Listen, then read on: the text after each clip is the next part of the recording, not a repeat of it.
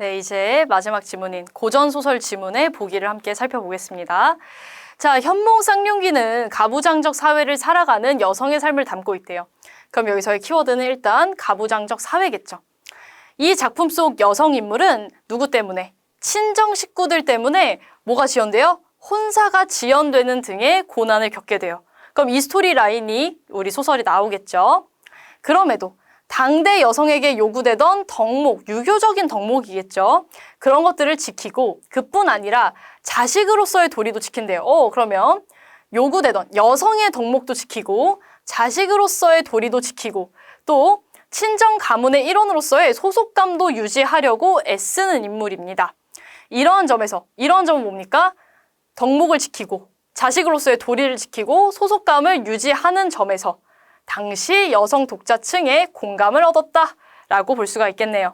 그러면 우리 이 정보를 토대로 지문을 한번 보겠습니다. 자, 지문이 이제 조금 길고 아무래도 고전 소설이다 보니까 여러분이 인물을 파악하는 게 조금 어려웠겠다라는 생각이 많이 들었던 것 같아요. 앞부분 줄거리를 보면요. 정소전은 계모 박씨의 모함을 의심 없이 받아들인 아버지 정공 때문에 위기에 처해요. 우리 아까 친정 식구들 때문에 혼사가 지연되는 등의 고난을 겪는다라는 정보가 있었죠. 그러면 이제 이 정소저라는 사람이 뭐겠어요? 주인공이겠죠. 여성 인물. 가부장 사회 속의 여성인데 이 사람이 계모 박씨의 모함을 의심 없이 받아들인 누구 때문에? 아버지 때문에 위기에 처하고 집에서 나와 숨어 다니던 중 도적을 만나 강물에 몸을 던진다. 이때 정혼자 조무와 그의 동생 조성이 정소저를 우연히 발견한다. 고전소설의 특징이죠, 우연성. 그래서 구출을 한다고 합니다. 그럼 지금 정소저는 어떤 상황이냐? 아버지 때문에 그리고 계모 박씨 때문에 위기에 처하고 집에서 나와 숨어 다니던 중에 도적을 만났는데 누가 구해줘요? 자신의 정혼자인 조무와 그의 동생 조성이 구해주는 그런 스토리겠죠. 우리 앞부분은 굉장히 중요한 정보를 많이 담고 있습니다. 일단 좀 정리를 해보면요. 우리의 여성 인물 정소저가 나오고요. 그의 아버지인 정공이 있어요. 그런데 이 정공은 누구랑 결혼을 하냐면 계모 박씨와 이렇게 결혼을 하게 됩니다. 그래서 얘네 때문에 이제 정소저가 위험에 처하는데 누구를 만나게 되냐면 조무와 조성을 만나서 구출해주는 스토리죠. 근데 이제 여기에 이렇게 나오는 이유는 뭐겠어요? 조무와 용홍은 같은 사람이다 이거겠죠. 그러면 이 정소저의 정혼자는 누구? 조무이자 용홍 같은 사람이겠죠. 자, 소저가 매우 놀라며 말하였다. 내가 외가로 가지 않고 이렇게 다닌 것은 부끄럽고 또 아버지의 허물을 드러내고 싶지 않아서였다. 그러면 이제 소속감이죠. 소속감. 또 자식으로서의 도리죠. 그래서 허물을 드러내고 싶지 않아서 그랬대요. 뜻밖의 공자들을 만나니 내가 차마 사실을 말하여 부끄러움을 더하겠는가.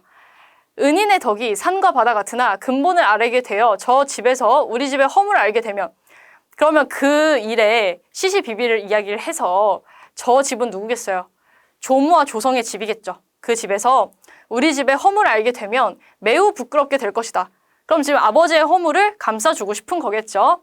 모름지기 너는 다만 대답하기를 내가 타향에서 떠돌아다니다가 서울의 친척을 찾으러 왔다 도적을 만나 이런 위기가 있었다라고만 아뢰어라 라고 이야기를 합니다. 그랬더니 병난과 춘행이 굳이 근본을 이르지 말라는 말을 듣고 상의하여 말했어요. 이제 하늘이 도와주셔서 조공자를 만났으나 그럼 조공자 이 누구겠어요? 정소저와 정혼한 사람이겠죠. 어찌 차마 좋은 기회를 놓치게 되면 우리 주인과 노비는 어디에 의지하며 소저의 백년가약을 어느 날 이루겠는가. 우리가 그래서 그냥 뭐하자? 됐어. 사실을 말해보자 이거죠. 사실을 말해서 조공자가 일을 처리하는 걸 보자 라고 이 병난과 춘행이가 의논을 합니다. 이에 조공자의 안전에 나가 말을 했다고 합니다. 우리 소저는 타향에서 떠돌아다니시다 친척을 찾으려 왔다가 도적을 만나 물에 빠져 죽게 되었습니다. 은인께서 생명을 구해준 은혜를 입혀 남은 목숨을 회생하게 되었습니다. 우리 소저께서 은혜는 태산 같사오나 몸소 살이치 못함을 아뢰라 하셨습니다. 하면서 얘기를 하니 조공자들이 아쉬워하고 섭섭해하며 어떻게 일을 처리할까를 깊이 생각을 했다고 합니다. 두 명의 시비, 그럼 얘 누구? 병난과 춘행이겠죠. 다시 머리를 조아리며 말해요. 소저께서 차마 상공께 근본을 말하지 말라고 했습니다. 하지만 저희들이야 상공을 만나 사실대로 고하지 아니하겠습니까? 더욱 대공자는 저희들의 주군이시고 은인이시니 숨기는 죄를 더하며 매몰되게 하겠습니까? 안 하겠다는 거겠죠? 저희의 주인은 정참정의 딸로 말하지 말라고 했는데 그냥 합니다. 외가에서 조공자와 정혼하였습니다 라고 알려줘요. 그러나 소저가 본댁으로 돌아오신 후에 간에 어질지 못한 사람이 있어서, 그럼 어질지 못한 사람은 계모겠죠. 수많은 방법으로 정참정을 보채고 소저를 재해에 빠지게 하였습니다.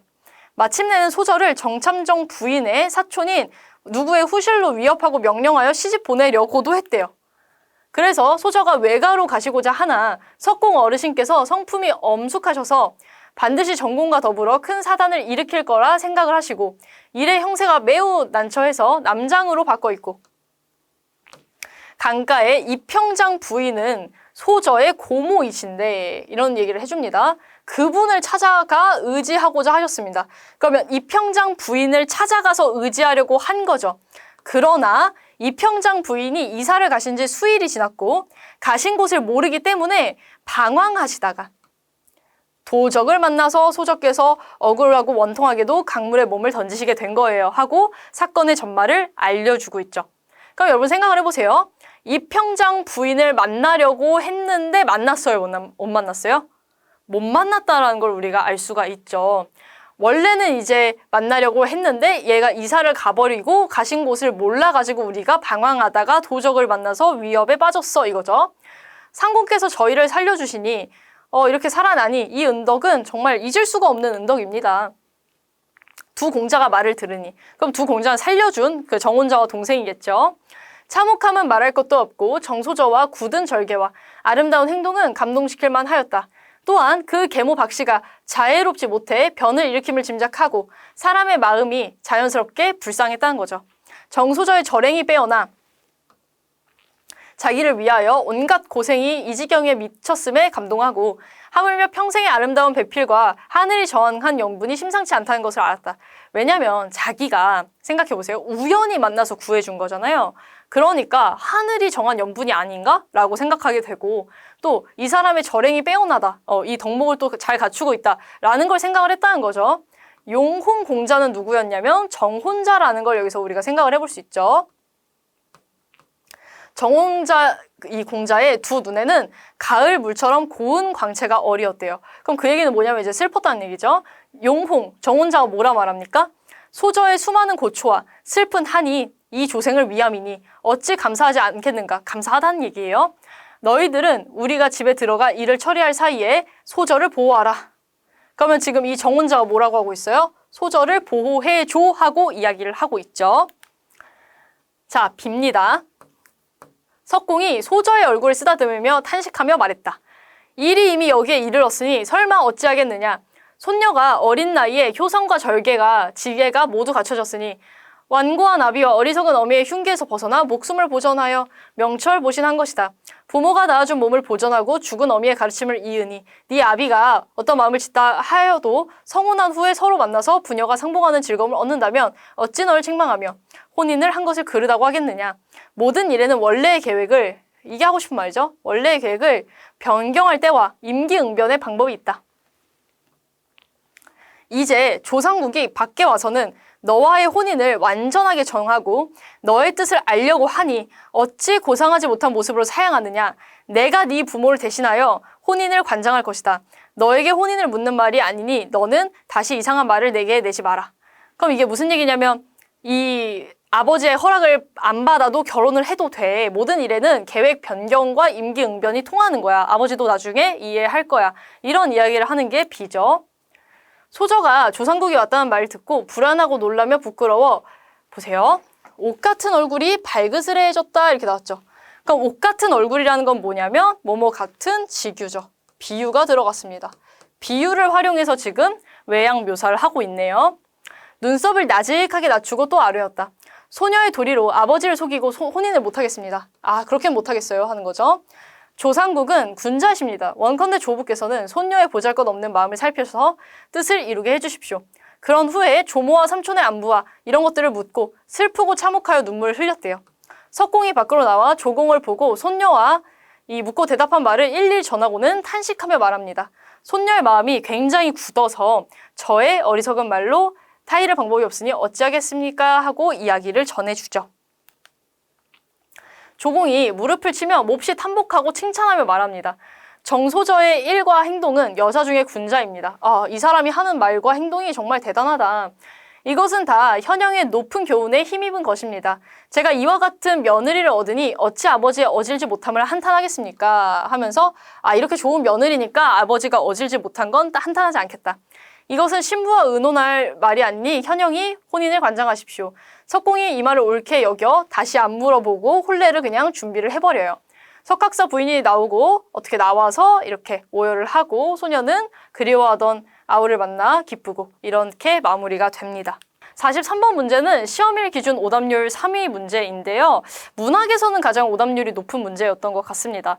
앞에 설명했던 것과 같이 이 문제 역시도 이 문제 자체의 난이도가 높다라기보다는 시간 부족으로 인한 오답률이 아닐까 싶은데요.